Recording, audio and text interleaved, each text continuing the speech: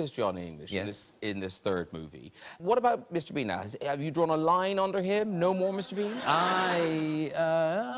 You know, I doubt that he will reappear, but you never know. You must never... The people have spoken. Yeah, quite quiet. But, you know, you must never say never again. A film, as Jeff mentioned, that I was in. So you must never say never. But, you know, there does come a point when you feel as though you've done most of what you want to do with him. So. And because it's not based on language, because it's so physical, Mr. Bean, presumably it's popular everywhere. Yeah, it is. It has what we might call a global outreach. So, like, are holidays a misery? Can you go anywhere? Well, yeah, I can't go to many places where you're not recognised. And it's the... yeah, the thing I find most tricky is when people don't recognise you particularly, but half recognise you. You know, it's that strange thing where they go... And of course that means they stare. They stare a lot, and they just look.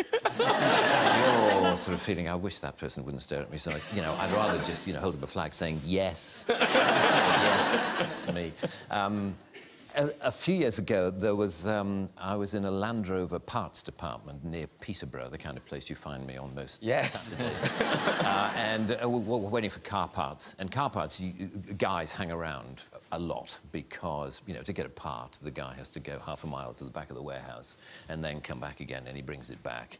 And he says, this is a left-hand one. Oh, you wanted a right-hand one? Sorry, I'll go. And back he goes, and it takes forever. Anyway, I was standing around with a group of guys, and I could see this guy doing that.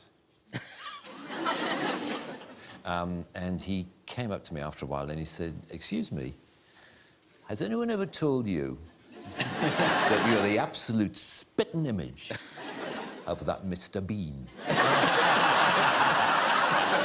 I said, "Well, actually, I am the actor who plays Mr. Bean." And he said,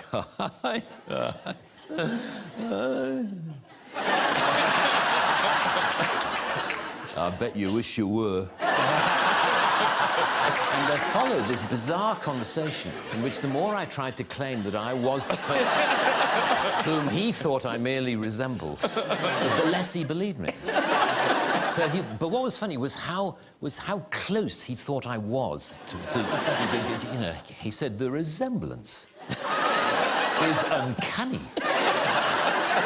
Have you ever thought of doing any, you know, look-alike work, like, you know, stag nights and hen nights? You know, you can go along as Mr. Bean. And I said, no, I haven't. He said, because you can make an absolute fortune. And I could tell after a while I had to bring the conversation to a close because clearly not only was he not believing me, but he was getting quite annoyed, you know, that I was pursuing this line of I am Rowan Atkinson and clearly he thought I was this total arse. Just because I happen to look a bit like Mr. Bean, goes around the country actually claiming to be Mr. Bean. You know, what a twat.